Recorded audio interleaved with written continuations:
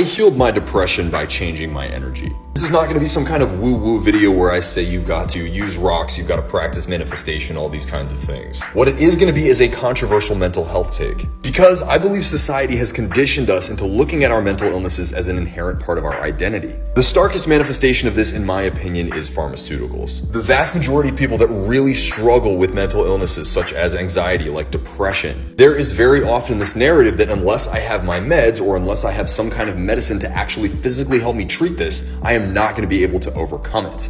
A lot of the times, these kinds of pharmaceutical treatments also come with complications. They lead to hormone imbalances or other kinds of brain chemical imbalances, which leads you to experience an even deeper state of the mental illness that you're struggling with. This isn't me coming to you telling you I have some kind of cure. This is me challenging you to change the way that you think about this. Because what if it's your lifestyle? What if it's the habits that you execute on a regular basis that are leading you to feel like this? Depression is the one that I feel most qualified to talk about because that's what I struggled with the most. What I experienced as a brutally depressed person was an extreme lack of energy. It was an extreme lack of self-confidence. It was a deep state of physical and emotional lethargy that essentially led me to be bedridden for most of my day. In the 21st century, just being stuck in my bed like that led me to being on social media a lot, watching a lot of Netflix, being on the internet and watching screens in general, right? Absorbing all of this external content.